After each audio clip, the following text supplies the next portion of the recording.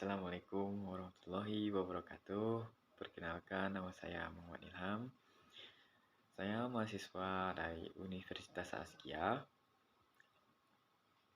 dari Prodi Pendidikan Matematika dengan NIM 22115013. Pada video kali ini yang merupakan tugas kuliah saya dari mata kuliah Komunikasi Publik, yang dimana saya akan menjelaskan tentang pemilu. Nah, pada pemilu hari ini ada 3 capres, yaitu dengan nomor urut 1 Pak Anies dengan Cak Imin, yang nomor urut 2 Pak Prabowo dengan Pak Gibran, yang nomor urut 3 Pak Ganjar dengan Pak Mahfud MD. Nah, sebelum memilih presiden, marilah kita mengenali para capres-capres kita dahulu.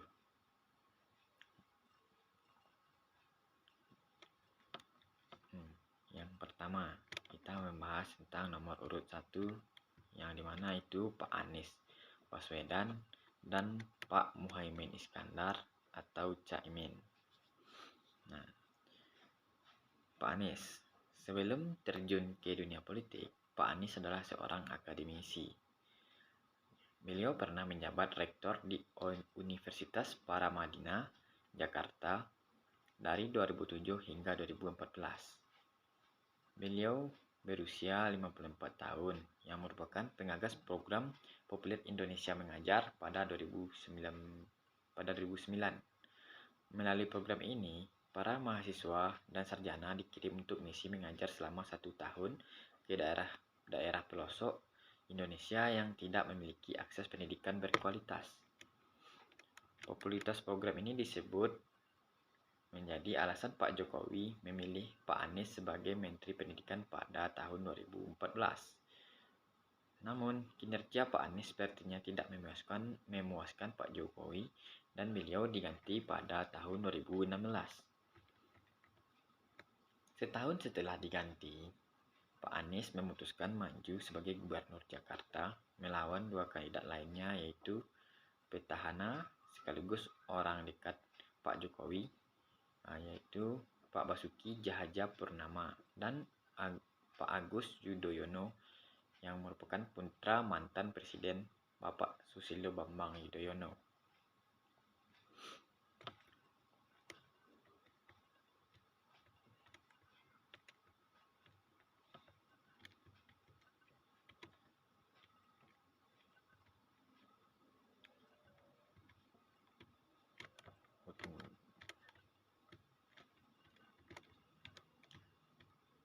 Dan dibanding dengan pendukung capres lainnya, kata Pak Barhanuddin, supporter Pak Anies siap bekerja ekstra untuk memenangkan pemimpin pilihannya, seperti melakukan kampanye dari pintu ke pintu atau menggerakkan massa untuk menghadiri kampanye Bapak Anies. Bapak Anies juga didukung oleh koalisi yang terdiri dari 4 partai politik, yaitu Partai Nasional Demokrat atau Nasdem, Partai PKB, Partai Keadilan Sejahtera atau PKS, yang kini berada di kubu oposisi Pak Jokowi, dan Partai Umat, partai pendatang baru yang memiliki kursi di parlemen. Keempat partai pendukung Pak Anies menamakan diri Koalisi Perubahan untuk Persatuan. Dari nama koalisinya, kata Pak Burhanuddin, dan disinyal bahwa Pak Anies kemungkinan akan mengubah beberapa kebijakan Pak Jokowi jika terpilih nanti. Pak Anies juga berjanji akan memberikan akses terhadap pelayanan publik, pendidikan, dan kesehatan yang berkualitas serta terjangkau bagi seluruh rakyat Indonesia, dan beliau juga menjanjikan penciptaan peluang ekonomi di daerah-daerah yang kurang berkembang di Indonesia. Nah, lanjut. Sementara penampingnya, Pak Muhaimin Iskandar atau Cak Imin, berumur 57 tahun, adalah ketua partai yang sudah malang melintang di dunia politik sejak duduk di bangku kuliah. Ketika beberapa tokoh Nahdlatul Ulama atau NU yang merupakan organisasi Islam terbesar di Indonesia, memutuskan membentuk PKB pada 1998. Pak Muhaimin yang berasal dari keluarga ulama memutuskan bergabung. Setahun kemudian, dia terpilih menjadi anggota parlemen dari PKB. Karir Pak Muhaimin di PKB terus menanjak dengan puncaknya menjadi ketua partai pada tahun 2005. Secara teori, berpasangan dengan Pak Muhaimin akan memberikan Pak Anies suara para pemilih NU. Organisasi ini memiliki ribuan pondok pesantren di seluruh Indonesia dengan jutaan santri. Namun, polling terbaru menunjukkan bahwa keputusan Pak Anies memilih Pak Muhaimin tidak meningkatkan popularitasnya. Bahkan di Jawa Timur yang dikenal sebagai basis NU, sejak pengumuman pemilihan cawapres, tingkat popularitas Pak Anies masih stagnan atau masih di situ-situ saja. Nah, tidak semua pendukung NU adalah pemilih PKB dan tidak semua pemilih PKB adalah pendukung Pak Muhaimin. Itu kata dari Pak Adi Prayitno yang merupakan Direktur Eksekutif Lembaga Parameter Politik Indonesia. Keputusan Pak Anies memilih Pak Muhaimin sebagai pendampingnya malah mengorbankan dukungan Partai Demokrat, mantan anggota koalisi yang sebelumnya melobi Pak Anies untuk memilih Pak Agus Yudhoyono sebagai cawapresnya. Nah, lanjut kita membahas tentang Pak Ganjar Pranowo dan Pak Mahfud MD yang merupakan paslon nomor urut 3.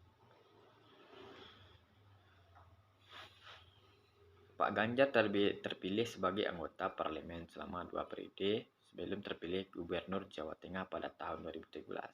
Sejak menjadi gubernur, Pak Ganjar kerap dibanding-bandingkan dengan Pak Jokowi karena memiliki gaya kepemimpinan yang santai dan mudah didekati masyarakat. Keduanya juga kerap belusukan ke tempat-tempat yang jarang dikunjungi politisi dan pejabat publik, seperti pasar tradisional, desa-desa, dan daerah miskin perkotaan.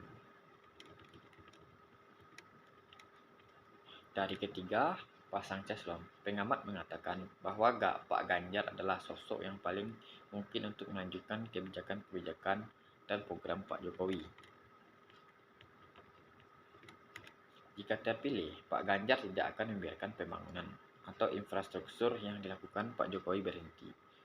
Itu kata Pak Yunarto Wijaya, yang merupakan Direktur Eksekutif Lembaga Riset Carta Politika.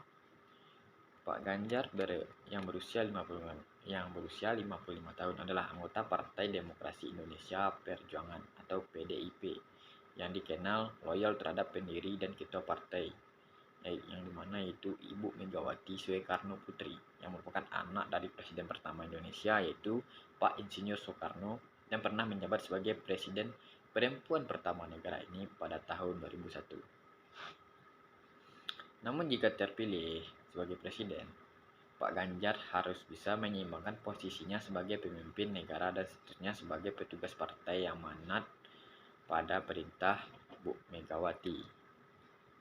Pak Ganjar memiliki visi menciptakan lebih banyak pekerja dengan keterampilan di bidang sains dan teknologi, dan membentuk sistem digital nasional untuk mengakselerasi pembangunan ekonomi Indonesia. Pak Ganjar saat ini didukung oleh koalisi 4 partai yaitu PDIP, Partai Persatuan Pembangunan, Partai Persatuan Indonesia, dan Partai Hati Nurani Rakyat atau Hanura. Pada 18 Oktober, koalisi pendukung Pak Ganjar menunjuk Pak Mahfud MD sebagai pendampingnya, yang merupakan tokoh yang berusia 65 tahun yang bernama lengkap dengan Muhammad Mahfud Mohmudin. Ini adalah seorang teknokrat senior yang telah mengisi berbagai jabatan publik termasuk Ketua Mahkamah Konstitusi pada tahun 2008 hingga tahun 2013. Pada tahun 2019, Presiden Jokowi menunjuk Pak Mahfud sebagai Menteri Koordinator Politik, Hukum, dan Keamanan yang masih dijabatnya hingga saat ini. Posisi Pak Mahfud sebagai cendekiawan NU yang dihormati dapat membantu Pak Ganjar mendulang suara, terutama dari para pemilih Muslim. Pengalaman puluhan tahun Pak Mahfud sebagai teknokrat dan berlatar belakang hukum juga akan berguna bagi Pak Ganjar untuk memenangi Pilpres. Lanjut, nomor urut 2 yaitu Pak Prabowo Subianto dan Pak Gibran Rakabuming Raka. Pak Prabowo berusia 72 tahun adalah politisi tertua dan paling berpengalaman yang mengincar jabatan presiden pada Pilpres 2024. Pak Prabowo juga merupakan pensiunan jenderal militer ini. Beliau juga pernah 3 kali mengikuti pemilu presiden. Pada tahun 2009, Pak Prabowo mendampingi Bu Megawati sebagai cawapres sebelum akhirnya menjadi capres pada Pilpres 2014 dan 2019. Pada 2009, Bu Megawati kalah dari Pak Susilo Bambang Yudhoyono. Sementara pada 2014 dan 2019, Pak Prabowo kalah dari Pak Jokowi.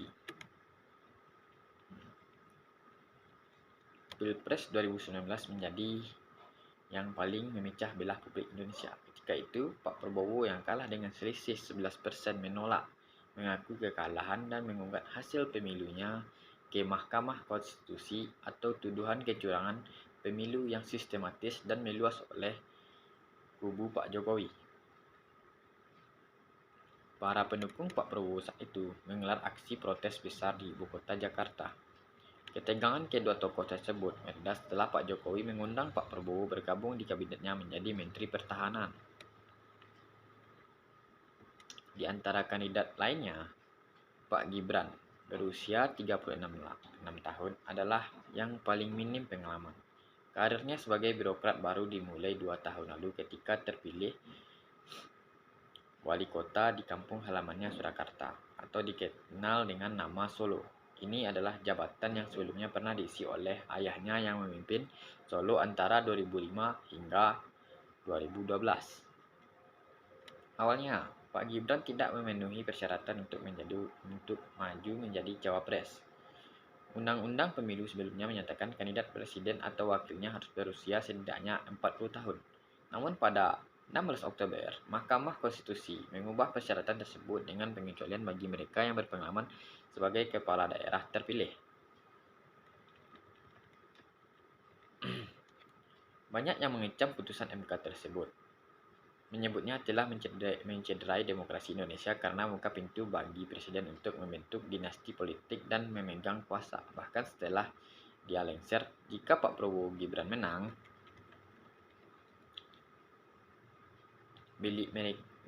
mereka menjanjikan berbagai insentif pinjaman dan juga hibah bagi pengusaha dan bidang usaha kecil yang menurut mereka adalah kunci pertumbuhan ekonomi Indonesia.